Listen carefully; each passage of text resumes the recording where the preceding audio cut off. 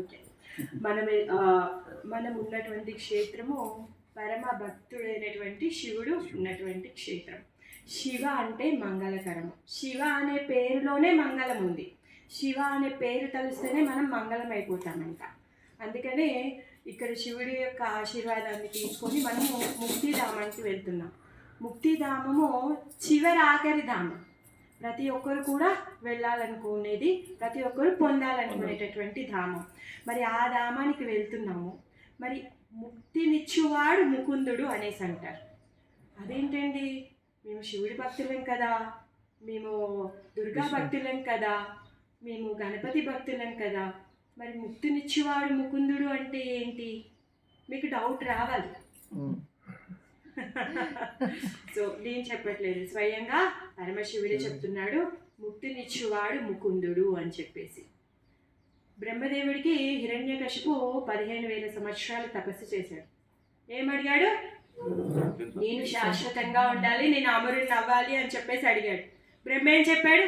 ఒక చిన్న నవ్విచ్చి, అయ్యో పిచ్చివాడా, నేనే శాశ్వతం కాదు, నువ్వెలా అమరుడు అవుతావురా అనేసి చెప్తాడు. అందుకని చెప్పేసి హిరణ్యకశిపు తెలివి చూపించి ఇంట్లో చావును, బయట చావును, పైన చావును, కింద చావును, నీటిలో చావును, భూమి మీద చావును, అస్త్రంతో చావును, శస్త్రంతో చావును, పశువుతో చావును, పక్షితో చావును, మానవుడితో చావునని ఉండే అన్నీ కూడా ఇంత పెద్ద లిస్ట్ ఇచ్చి నేను చావకూడదు అని చెప్పేసి లిస్ట్ ఇచ్చాడు. దాంతో విష్ణు అందరికంటే తెలివంతుడు కదా, అన్ని శక్తుల్లోకెల్లా పరమశక్తిమాన్ తనే. మనకు కొంచెం తెలివితోనే మనకి చాలా ఇంటెలిజెంట్ అనుకుంటున్నాం, కానీ భగవంతుడు మనకి ఇంటెలిజెంట్ ఇచ్చినటువంటి వాడు. ఆయన ఇంటెలిజెంట్తో ఆయన అన్నట్టుగా ఆయన రూపాన్ని తీసుకొని వచ్చారు. ఎవరు కూడా ఊహించలేరు నరసింహస్వామి అవతారంలో వస్తారని. హిరణ్యకశిపే కాదు, ఏ భక్తుడు కూడా ఊహించలేడు భగవంతుడి యొక్క ప్లాన్ ఆయనది ఏ విధంగా నడుస్తుంది అని. ఆ విధంగా స్వామి వస్తుంది. మరి నిన్ను చెప్పినట్టుగా హిరణ్యకశిపుని చంపేయాలంటే హార్ట్ అటాక్తో చంపేయచ్చు కదా. ఆయన ఇచ్చిన లిస్ట్లో హార్ట్ అటాక్ లేదు. ఉందా? లేదు. నేను హార్ట్ అటాక్తో చచ్చిపోవద్దు, కరోనాతో చచ్చిపోవద్దు అని ఆయన అడగలేదు కదా. మరి హార్ట్ అటాక్ కూడా ఇవ్వచ్చు. నరసింహ రూపం ఎందుకు తీసుకోవాలి తను? మామూలుగా సింహాన్ని చూస్తే మనకి భయం వేస్తుంది, పందిని చూస్తే అసహ్యం వేస్తుంది, వరాహ స్వామిని చూస్తే అలా అనిపిస్తుందా? లేదు. పరమ దివ్య మంగళ స్వరూపం. మీరు వరాహస్వామి దర్శనం చేసుకుంటే మిమ్మల్ని మీరు మర్చిపోతారు. సౌత్ ఇండియాలో కళ్యాణ వరాహ, ఆయన కోరల మీద భూదేవిని ఎత్తుకొని ఉంటారు. ఎంత పెద్దగా ఉంటుందంటే 8 అడుగుల విగ్రహం ఉంటుంది. మీరు ఎప్పుడైతే ఆయన దర్శనానికి వెళ్ళారో అసలు ఇంకా అన్నీ మర్చిపోతారు మీరు. వరాహస్వామి అంత అందంగా ఉంటారు. స్వామి అంటేనే దివ్య మంగళ స్వరూపం, సచ్చిదానంద విగ్రహ స్వరూపం. ఆయన మరి నరసింహ అవతారం ఎందుకు తీసుకున్నారంట? మనందరి కోసం. ఎందుకంటే మనకు అది చూడాలి, ఇది చూడాలి, అక్కడికి వెళ్ళాలి, ఇక్కడికి వెళ్ళాలి, ఇది పొందాలి, దాన్ని టచ్ చేయాలి, ఇది టేస్ట్ చేయాలి అనే కోరికలు బాగా ఉన్నాయి. మనము అందుకోసమే అందరూ ఏం చేస్తూ ఉంటారు? వారంలో సినిమాకి వెళ్తూ ఉంటారు. ఏం చేస్తారు? కళ్ళని ఎంగేజ్ చేస్తూ ఉంటారు అన్నమాట. ఆ వారం సినిమా ఇంకో కొత్త సినిమా వచ్చేంత వరకు మెడిటేట్ చేస్తూ ఉంటారు. మనకు ఆ స్వభావం ఉంది. అందుకే స్వామి ప్రతిసారి కొత్త డ్రెస్ వేసుకొని వస్తూ ఉన్నాడు. వంకేంటి అంటే ఇప్పుడు హిరణ్యకశిపుని చంపుతాడు, తర్వాత రావణాసురుడిని చంపుతాడు, తర్వాత హిరణ్యాక్షుడిని చంపుతాడు. ఆ విధంగా వంకలు ఉంటాయి. సో ఇలాంటి వంక పెట్టుకొని తను కొత్త కొత్త రూపాలను తీసుకొని ఇక్కడికి వస్తున్నారు. ఎందుకంటే మనని ఆయన వైపు ఆకర్షించడం కోసం.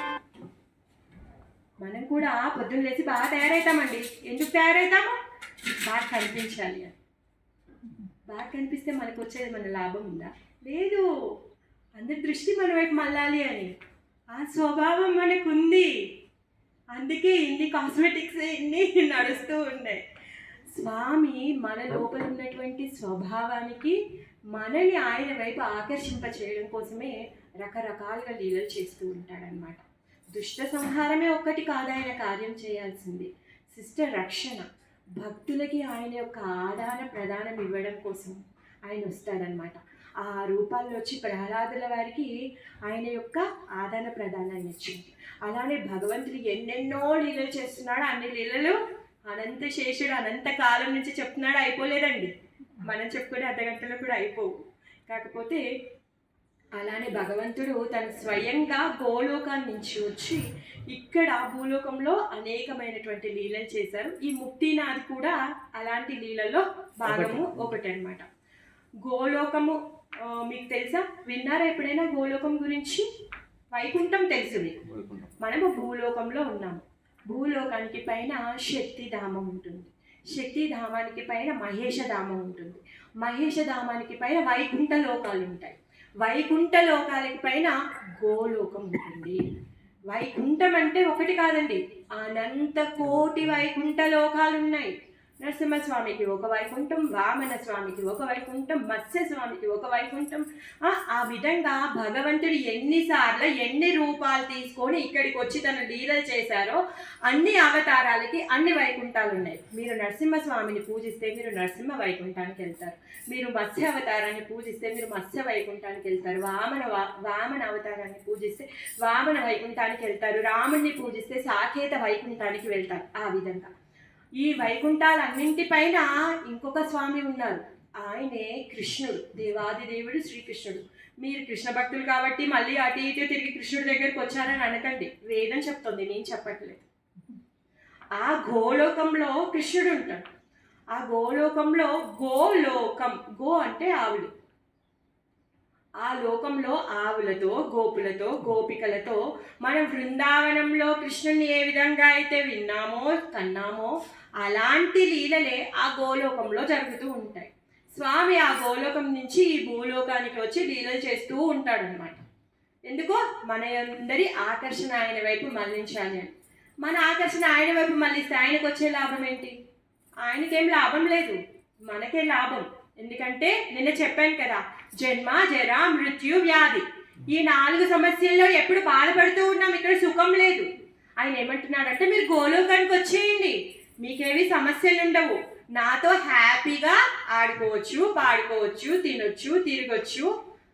అలా మరి ఆ గోలోకంలో ఏముంటుందంట? చింతామణి ధామము. అక్కడ మీరు వెళ్ళి ఏది అడిగితే అది దొరుకుతుంది. కల్పవృక్షాలు ఉంటాయి. వైకుంఠంలో కూడా అంతే కదా, కల్పవృక్షాలు, తర్వాత చింతామణి ధామము. వైకుంఠంలో అయితే మీరు అక్కడికి వెళ్ళి స్వామితో పాటుగా చతుర్భుజ రూపంలో ఉండొచ్చు. గోలోకంలో అయితే గోపబాలుడిగా ఉండి స్వామితో ఆడుకోవచ్చు. అలా సో కృష్ణుడు లీలలు చేయడానికి వస్తూ ఉంటాడు.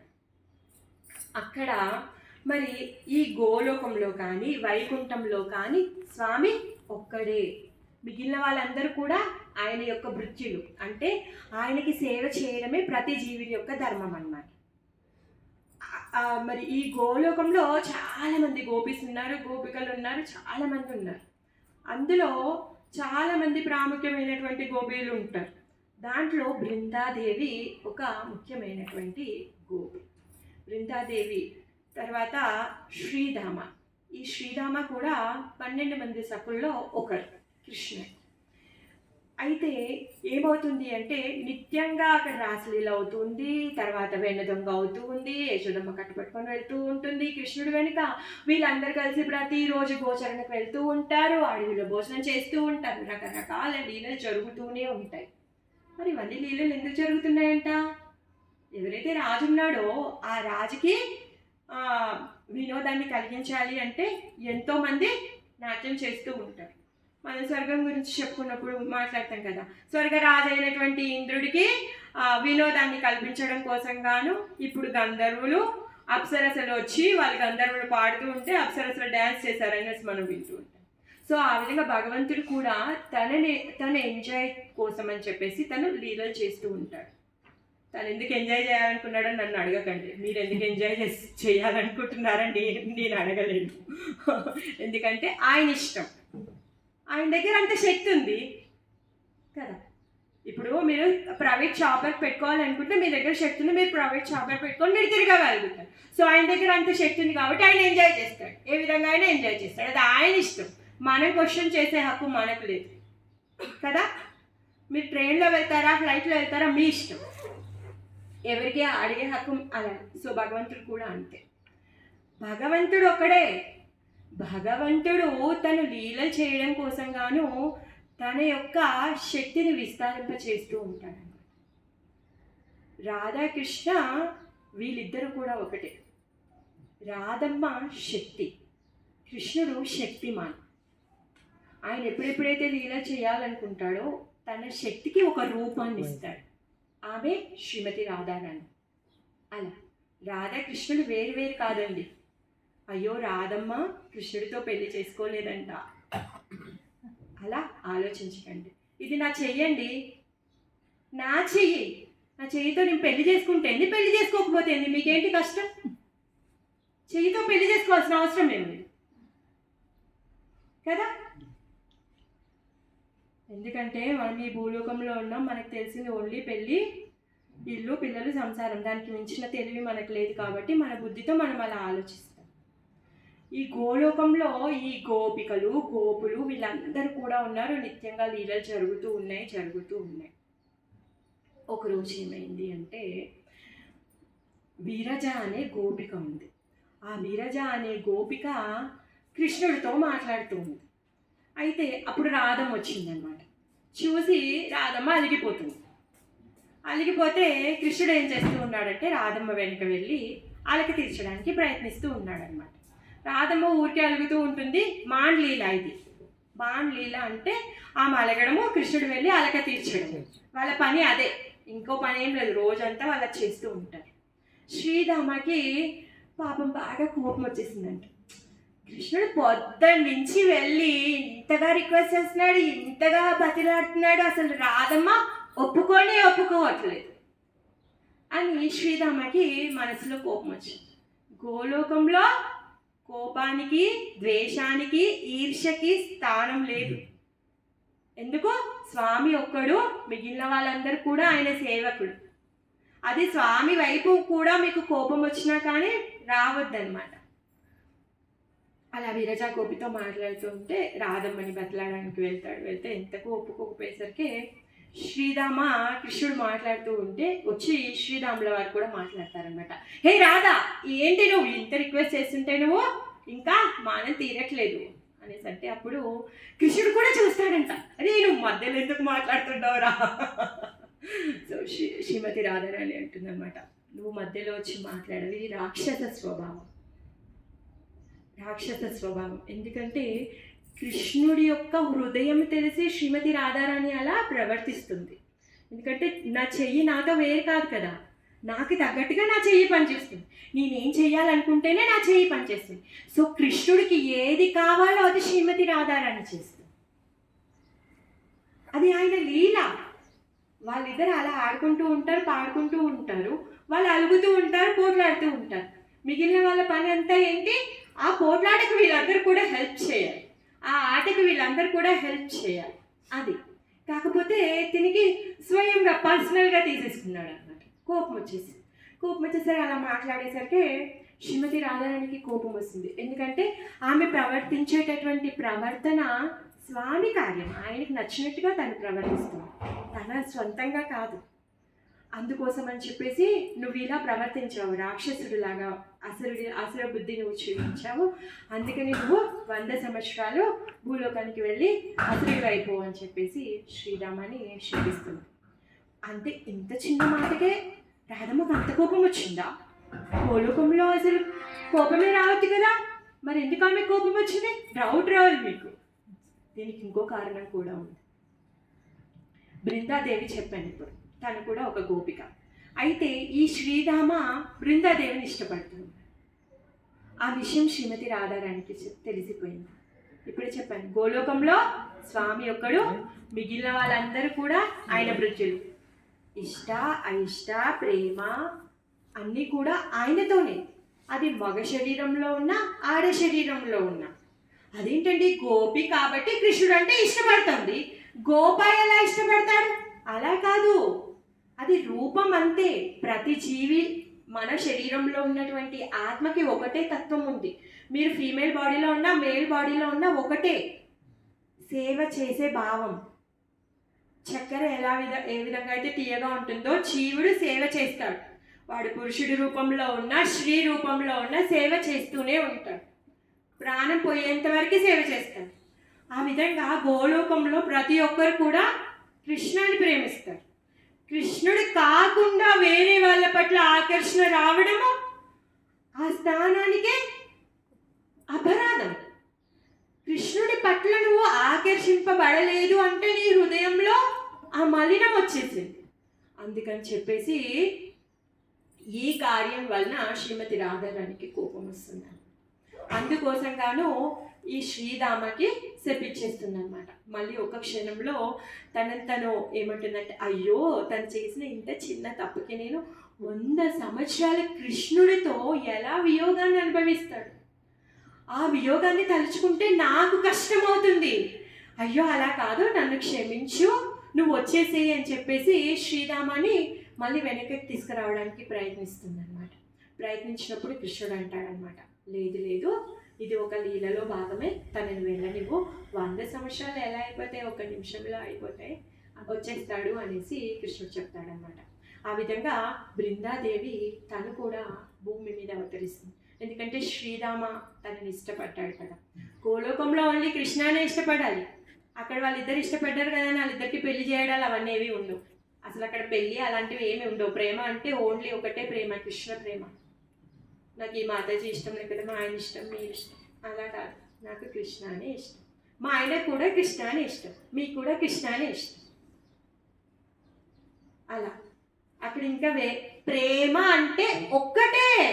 ఫోన్ మీద ప్రేమనో, ఇల్లు మీద ప్రేమనో, భర్త మీద ప్రేమనో, పిల్లల మీద ప్రేమనో కాదు, ఇవన్నీ భౌతికమైన ప్రేమలు. అక్కడ ఒక్కటే కృష్ణ లవ్. కృష్ణ కృష్ణ కృష్ణ కృష్ణ కృష్ణ తప్పితే ఇంకేమీ ఉండదు. అలా అందుకని చెప్పేసి బృందాదేవి కూడా కిందికి వచ్చేస్తుంది అనమాట. మరి వాళ్ళిద్దరూ ఇక్కడికి రావడము, ఈ కథ అంతా నడవడం జరుగుతుంది. వీళ్ళిద్దరి ఏదైతే ఈ శాపకారణము, తర్వాత ఇక్కడ మనందరి కోసం ఈ మోక్ష ధామం ఏదైతే ఉందో, దీనిని ముక్తినాథ్ మోక్షధామము, శాలిగ్రామ ధామము అనేసి అంటారనమాట. మరి స్వామి ఎందుకు శాలిగ్రామ రూపం తీసుకున్నారు? బృందాదేవి అంటే తులసీదేవి. మరి తులసీదేవి చెట్టు రూపం ఎందుకు తీసుకుంది? తను గోపిక, అక్కడ కృష్ణుడితో పార్షదురాలు. శ్రీరామ శంఖచూడు అవుతాడు, రాక్షసుడు అవుతాడు. మరి ఆయన ఎందుకు రాక్షసుడు అవ్వాడంటే తనలో వచ్చినటువంటి ఈ ఆలోచనకి తను రాక్షసుడు అయ్యాడనమాట. సో నేను చెప్పే క్రమంలో పేరు మర్చిపోతానని ఈ పేరు తీసుకోవచ్చు. అయితే ఈ బృందాదేవి కేదార్నాథ్ అనే రాజుకి పుత్రికగా వస్తుంది అనమాట. ఇక్కడికి తన పుత్రికగా వస్తుంది. ఈ 60,000 సంవత్సరాలు ఈ కేదార్నాథ్ తను తపస్సు చేస్తాడనమాట. తపస్సు చేస్తే అప్పుడు భగవంతుడు ప్రసన్నుడు అవుతాడనమాట. ఏమంటాడంటే, నాకు మంచి భక్తురాలు కూతురుగా రావాలి అని చెప్పేసి తను వేడుకుంటాడు. వేడుకుని 60,000 సంవత్సరాల తపస్సు ఫలితంగా సాక్షాత్ గోలోకంలో ఉండేటటువంటి కృష్ణ పార్షదురాలైనటువంటి బృందాదేవిని తను కూతురుగా పొందుతాడనమాట. అయితే ఎప్పుడైతే తను కూతురుగా పొందడానికి తన భార్య మాధవి ఆమెంట ఎప్పుడైతే గర్భం ధరిస్తుందో, తను 100 దివ్య యుగాలు తను అలానే ఉంటుందంట. బృందాదేవి తను బయటికి రాదనమాట, అలానే తల్లి గర్భంలోనే ఉంటుంది. ఎందుకంటే లక్ష్మి, సాక్షాత్ లక్ష్మి. బృందాదేవి అంటే వేరే కాదండి, అందరూ కూడా ఈ గోపికలు అందరూ కూడా లక్ష్మీ స్వరూపులు. సీత, తర్వాత లక్ష్మి, భూదేవి, శ్రీదేవి, నీలాదేవి, వీళ్ళందరూ ఏ విధంగా అయితే లక్ష్మిలో, బృందాదేవి కూడా లక్ష్మి యొక్క స్వరూపం అన్నమాట. 100 దివ్య యుగాల వరకు ఆమె తేజం ఎవరిది? మాధవి యొక్క తేజం పెరిగిపోతుందంట. ఎందుకంటే లక్ష్మి తన గర్భంలో ఉంది కదా, ఆ తేజం ప్రతి ఒక్కరు అనుకుంటున్నారంట, ఇంత తేజం వస్తుంది అంటే సామాన్యమైన వాళ్ళు ఈమె గర్భంలో లేరు, చాలా గొప్ప వాళ్ళే ఉన్నారని అందరూ అనుకునే వాళ్ళంట. ప్రార్థించగా 100 దివ్య యుగాల తర్వాత బృందాదేవి బయటకు వచ్చింది. తను శిష్యు రూపంలో రాలేదు, సాక్షాత్ బృందాదేవి రూపంలోనే తను వచ్చిందనమాట. వచ్చిన తర్వాత వాళ్ళ నాన్న చాలా సంతోషపడతాడనమాట. అమ్మ పాపం కూతురు పుట్టిన తర్వాత కూతురుతో ఆడుకోవాలి పాడుకోవాలి అనిపిస్తుంది కదా, కానీ బృందాదేవి నేను ఇంట్లో ఉండను, నేను బద్రికాశ్రమానికి వెళ్తాను అని చెప్పేసి ఆ విధంగా తను బద్రికాశ్రమానికి వెళ్ళి తను కూడా ఘోరమైన తపస్సు చేయడం మొదలు పెడుతుంది. ఎందుకంటే తను లక్ష్మీ స్వరూపి, గోలోకం నుంచి వచ్చింది. మనం అంటే పూర్వజన్మలో మనం ఏం చేసామో మనకు గుర్తుకు లేదు, కానీ తనకు తెలుసు కదా తను ఉండేది గోలోకము, మళ్ళీ తను అక్కడికి వెళ్ళిపోవాలి, దానికి సాధన తను చేయాలి. ఆ విధంగా తను తపస్సు చేయడం కలిసి బద్రికాశ్రమానికి వెళ్తుందన్నమాట. బద్రికాశ్రమానికి వెళ్ళి అక్కడ 60,000 సంవత్సరాలు తను తపస్సు చేస్తుంది. ఫస్ట్ 20,000 సంవత్సరాలు పండ్లు ఫలాలు తింటుంది. తర్వాత ఒక 10 సంవత్సరాలు ఎండిపోయిన ఆకులు, 10,000 సంవత్సరాలు ఎండిపోయిన ఆకులు తింటుంది. తర్వాత ఒక 30,000 సంవత్సరాలు ఓన్లీ శ్వాసని మాత్రమే స్వీకరించి తపస్సు చేస్తుంది. ఆ మిగిలిన సంవత్సరాలన్నీ కూడా శ్వాసను కూడా తీసుకోవట్లేదంట, నిర్బంధించేసింది. అంతే, ఒక్కటే ఒంటి కాలతో తను తపస్సు చేస్తుంది అన్నమాట. తపస్సు చేస్తే సాక్షాత్ బ్రహ్మ వస్తారనమాట. బ్రహ్మ వచ్చి తనని అడుగుతారు, నీకు ఏంటి, ఎందుకు పూజ చేస్తున్నావు, ఏం సంగతి అంటే తను అడుగుతుంది, నాకు చతుర్భుజ నారాయణ్ని పెళ్లి చేసుకోవాలని ఉంది. సో నాకు తనని వరించేటటువంటి భాగ్యాన్ని నాకు కల్పించండి అని చెప్పేసి తను వేడుకుంటుంది అనమాట. వేడుకుంటే అప్పుడు బ్రహ్మదేవుడు చెప్తాడనమాట, నీకు చతుర్భుజ నారాయణుడు స్వామిగా పొందుతావు, కాకపోతే దానికంటే ముందు అని చెప్పి ఇంకో కథను చెప్పడం మొదలు పెడతాడు బ్రహ్మ. ఏంటి, ఈ శ్రీధాముడు శంఖచూడుగా తను ఇప్పుడు ఇక్కడ ఆవిర్భవించబోతున్నాడు. మరి ఆయన ఆవిర్భవించడానికి ఒక వంశమే రెడీ అవుతుంది. ఆ వంశ చరిత్ర అంతా కూడా బ్రహ్మదేవుడు బృందాదేవికి చెప్తున్నాడు అనమాట. ఎవరు అంటే ఈ మన్వంతరంలో దక్ష సావర్ణి అనే మను ఉంటాడు. 14 మన్వంతరాలు ఉంటాయి. దాంట్లో ప్రతి మన్వంతరానికి ఒక మను అనే రాజు ఉంటాడనమాట. అందులో దక్ష సావర్ణి అనే మను ఉంటారనమాట. దక్ష సావర్ణి యొక్క పుత్రుడు ధర్మ సావర్ణి, ఆయన యొక్క పుత్రుడు విష్ణు సావర్ణి, ఆయన యొక్క పుత్రుడు రాజ సావర్ణి, ఆయన యొక్క పుత్రుడు వృషభ రాజు. అయితే వీళ్ళందరూ కూడా ఇప్పుడు చెప్పిన ఈ వంశంలో ఉన్న వాళ్ళందరూ కూడా గొప్ప కృష్ణ భక్తులు, విష్ణు భక్తులు. ఎవరైతే వృషభ ధ్వజ రాజు ఎవరైతే ఉన్నారో తను శివుడి యొక్క భక్తుడు అనమాట. శివుడి భక్తి చేయడంలో తప్పలేదండి. ఎంత పరమశివుడి భక్తుడు అంటే ఆయన కేవలం శివుణ్ణే ప్రార్థిస్తాడంట. శక్తి వద్దంట, లక్ష్మి వద్దంట, గణపతి వద్దంట, ఇంకెవరూ కూడా వద్దంట. ఆ విధంగా శివుడిని పూజించి తెలిసిందే మీ అందరికీ, శివుడు అంటే బోలా శంకరుడు. ఆయన దగ్గరికి వెళ్ళి మీరు పెద్ద గొప్ప అర్చన పూజన అవన్నీ చేయాల్సిన అవసరం లేదు. ఒక లోటా నీళ్ళు పోస్తే చాలు, మీరు అడిగింది మీకు ఇచ్చేస్తారు. ఆశతోషుడు అంటారు. అందుకే ఒక్క లోటా నీళ్ళు చాలండి, మీరేం పెద్ద గొప్ప తపస్సు చేయాల్సిన అవసరం లేదు. మేము పెద్ద కొబ్బరికాయ ఏమంటారు, సుగంధపూరితమైనటువంటి చంద మాల గంధ ఇవన్నీ ఆయనకేం లేదు. ఓన్లీ ఒక లోటా నీళ్ళు పోస్తే చాలు, మీరు ఏది అడిగితే అది ఇచ్చేస్తాం. ఆ విధంగా ఈ వృషభధ్వజకి కూడా తను చేసేటటువంటి భక్తికి తపస్సుకి మెచ్చి తదాస్తు. తర్వాత ఆయన ఇంకా కంటిన్యూ చేస్తున్నాడంట శివనామాన్ని. ఇంకేం చేస్తాడు పాపం, ఆయన కల్పించుకున్నాడు, వెళ్ళిపోయాడు. ఆయన దగ్గరే ఉండడం మొదలు పెట్టేస్తాడనమాట. ఆ విధంగా చాలామంది అలాంటి వాళ్ళు ఉంటారు. వాళ్ళని పూజించి వాళ్ళని వాళ్ళ ఇంట్లో తెచ్చిపెట్టుకున్నారు. చాలా కథలు ఉన్నాయి. ఆ విధంగా శివుని నిలబెట్టారు. మరి శివుని పూజించడంలో తప్పలేదు. లక్ష్మీదేవి వీళ్ళందరినీ కూడా అఫెండ్ చేయడము సరి అయింది కాదు. అందుకని చెప్పేసి సూర్యదేవుడు చూస్తూ ఉన్నాడు. అరే, లక్ష్మి పట్ల అపరాధం చేస్తున్నాడు, ప్రతి ఒక్కరి పట్ల అపరాధం చేస్తున్నాడు, శివుడు ఎందుకు ఆయన దగ్గరికి వెళ్ళాడు అని ఆయనకి అర్థం అవ్వట్లేదు.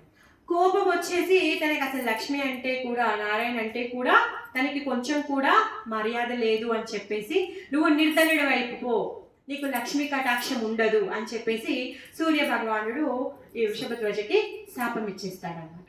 శాపం ఇచ్చేసరికి వృషభధ్వజ బీదవాడైపోతాడు. బీదవాడైపోయిన తర్వాత శివుడి దగ్గరికి వెళ్ళి కంప్లైంట్ చేస్తాడనమాట.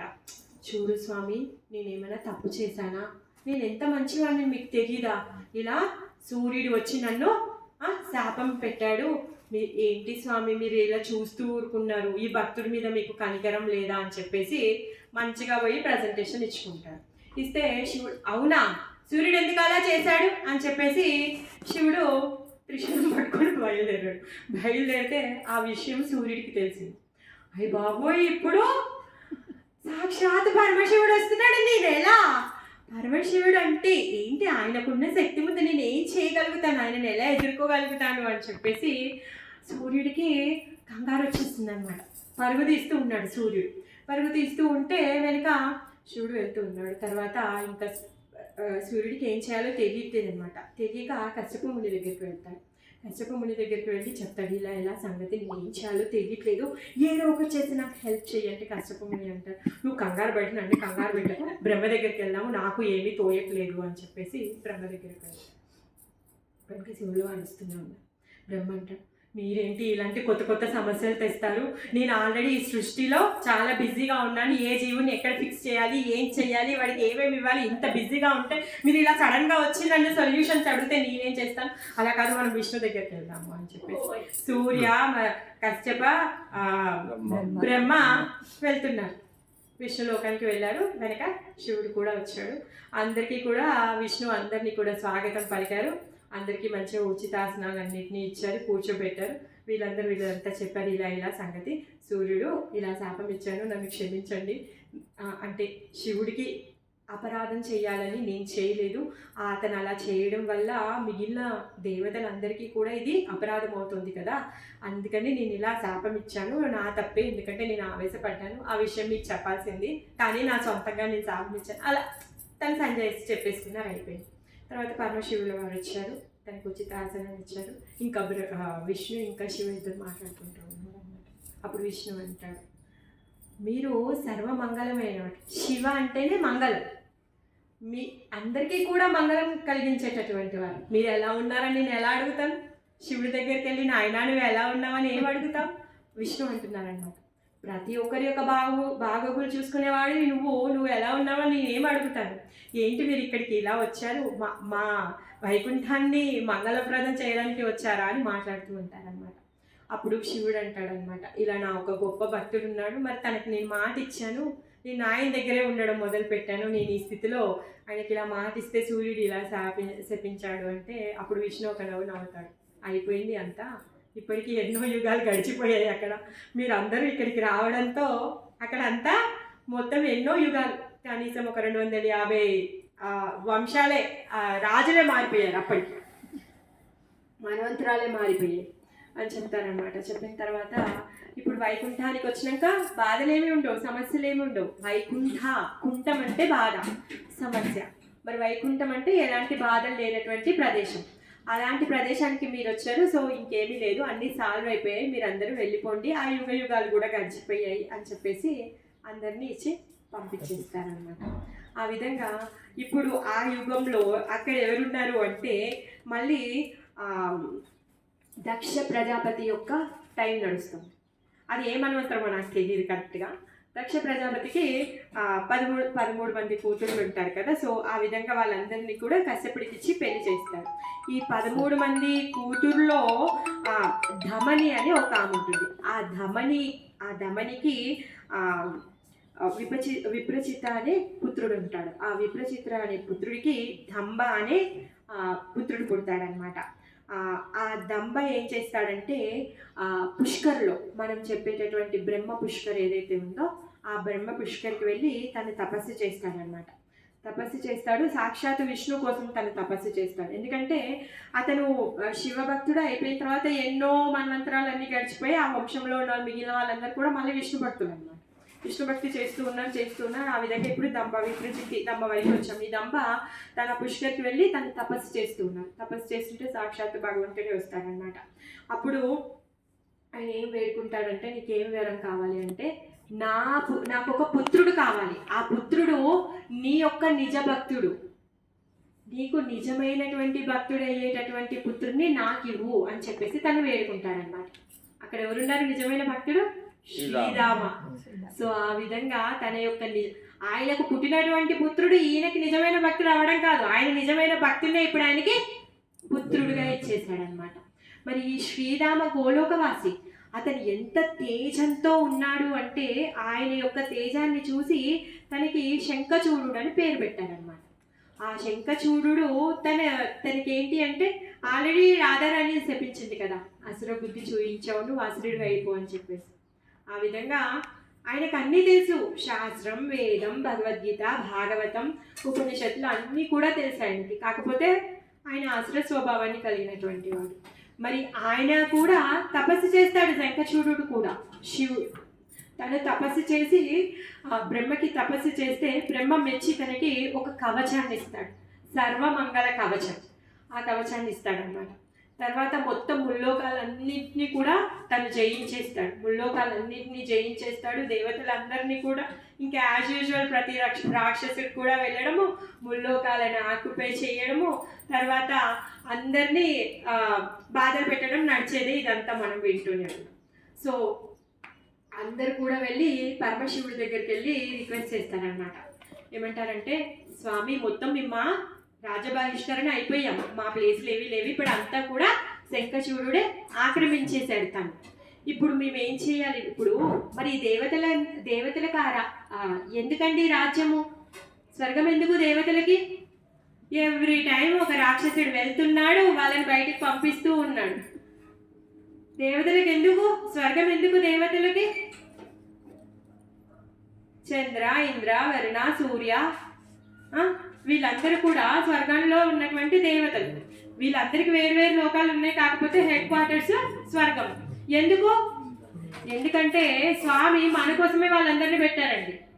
ప్రైమ్ మినిస్టర్ ఏ విధంగా అయితే విద్యాశాఖ, రక్షణ శాఖ, ఆర్థిక శాఖ, ఇవన్నీ శాఖలు ఏ విధంగా అయితే ఉంటాయో, కృష్ణుడు మనందరి కోసమే ఈ శాఖలన్నీ పెట్టాడు. ఆ స్వర్గంలో దేవతలందరినీ పెట్టి మనకి కావలసినటువంటి వసతులని అన్నీ కూడా చేస్తున్నాడు. టైంకి సూర్యుడు వస్తాడు, మనం ప్రతి క్షణము గాలి పీల్చుకుంటూ ఉన్నాం, మనం తినే తిండి నీళ్ళ ద్వారా వచ్చి పండుతూనే మనం బ్రతుకుతూ ఉన్నాం.